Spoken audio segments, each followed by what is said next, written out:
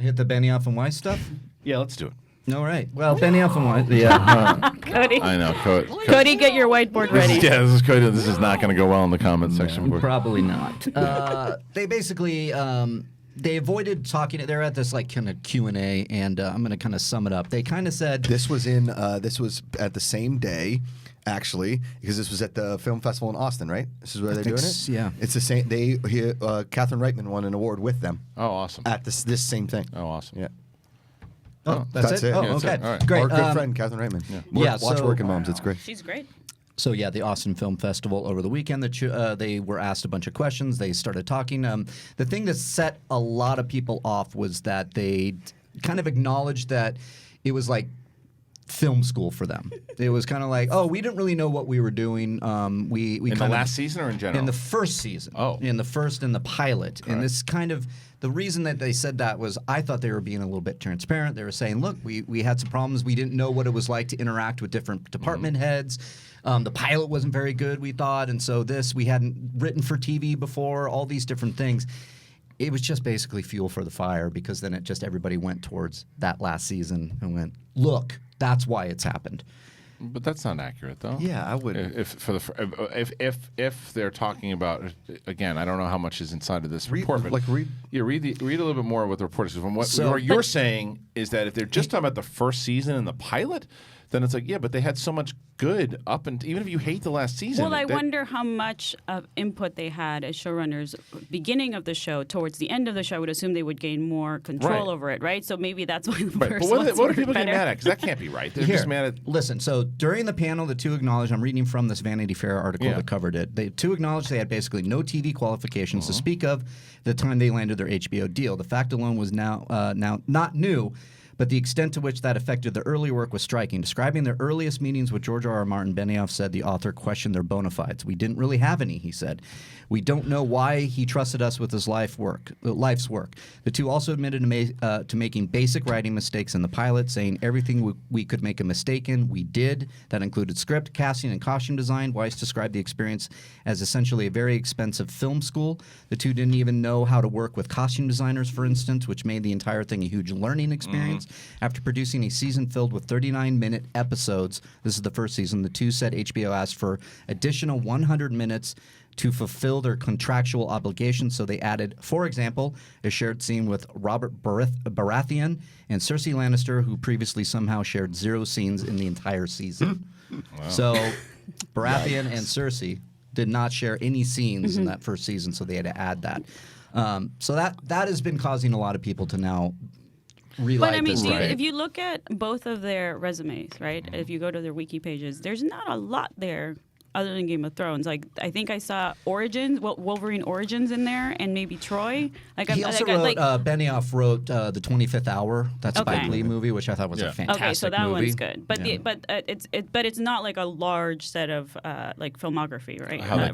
Credits. Right. And so it's interesting to think about HBO as a company already has amazing people that they work with, right? So I'm sure they already had a team of like costume designers and all these people that they wanted to hire that they may have used in their other shows. Certainly on casting, because I saw a lot of Rome crossover. Yeah, right, exactly, right. So maybe talk about a really good sort of entry level job for these guys. Also too is like obviously when they were shooting the Game of Thrones, it was a very niche book series that like you didn't know it was going to be nobody what it was. Knew, right? Like the people that have read the books versus the people that watch the show is probably like 2%, if that, right? And so you get these guys that, again, have no credits, whatever. It's lightning in a bottle. They had no credits. Somehow George R. R. Martin said yes. They get lucky. They shoot this show. The pilot sucks, but they end up getting a series because somehow HBO sees the thing. And very rarely does HBO shoot a pilot that they don't put in a series. They're like, we put a lot of money into this. There's no way we're going to let this fail. So then they shoot it. They get all this stuff together. Yes, inexpensive things and whatever. But really and truly, if they're just talking about the first season, this is why, as you were reading this, why it makes sense to me. Here's the difference. If the last season would have landed with all the fans and the same exact comments were made, then the fans go, oh, yeah, well, you changed it up and you made it work and you went from that, but look at where you got now, guys. But because they would take the whole entire body of work. But instead, because a lot of people didn't like the last season and certainly not the last episode, that those comments, they're not looking at everything that they want. Because if you look, you got to be fair, though, on the side of things. They did a lot of good. Yeah. A lot of good. There's goodness. a lot of seasons that they are responsible for. Yes, they followed a lot of... Hold on. But they're also collaborating with a lot of people that are already amazing and talented. That's a given. I mean, that's anybody. That's anybody who's working in TV that get credit for things. You're working with a great team. Like Scorsese is great. He has a team that he's working with. So everybody just needs to be acknowledged. What I'm saying is you have these showrunners who are working with George R.R. Martin and are following his work and doing a lot of that from season 1, 2, 3. And a lot of people think 2 is great. Let's say all these seasons that you loved that got you into it, they're also responsible for it, as well as the team. But because they had a season that you didn't, that's what you look at. And you go, well, what did you do for me lately? That's what you did. I didn't like it. So those comments mean that you did fuck up his work. You did mess it up. You didn't learn from your mistakes in the beginning. That's the way they're looking at it. And we're never going to know this, but my point about earlier is that I'm curious as to how much input they had, as in like actually captaining the ship, right? Like how much that they let go of control at the beginning because they were just it was kind of a learning experience for them, and then maybe they did become more hands-on as the show went on, right? I think that what they had though that they didn't have at the end, which I think hurt them, was that they had in the first 3 seasons they had the books. They had all the stories there for them. When they had to write it on their own, it's daunting. Yeah. Because it is not. You have George R.R. Martin's input and you have his help, but you don't have the source and the rich material. It's the same thing like Fantastic Beasts, right? Fantastic Beasts are just scripts. They're not these leveled books, and that's why significantly you can tell the difference between Harry Potter and Fantastic Beasts. Yes. Right. Even though J.K. Rowling wrote the scripts, they're scripts. They're not these detailed, elaborate books. I remember I read the Harry Potter books when I was watching the movies, and I'm like, oh yeah, and you were so into the world that these little things happened that it was so rich. The scripts, and I am the only person on earth I think that likes the Fantastic the Fantastic Beasts movies. I understand why people don't like them, but for some reason, they're like my Transformers, like Roka. But anyway, I can clearly acknowledge that these are not as leveled, and I think that's what Benioff and Weiss were doing. They were right, and the last one is very fan servicey. The last season, it's not that rich. There are things that happen. You're like that rushed, don't make sense. Logic against the characters. There's those again. I liked the season, but I get the gripes. Yeah, I mean, it's where the characters end up. I didn't really have any issues with. It's just the execution of it. I just prefer the earlier seasons as to how they. And it's like Star Wars. I prefer these other seasons. It's more my jam when they were all about like political, more detail. Exactly. Whereas and later it's like at least show me dragons if you're not gonna develop a character story arc. I prefer. What you got? You got a ton of dragons. Exactly. I mean, so that's what I focused destroyed on. Westeros. Yeah, that's what I focused on.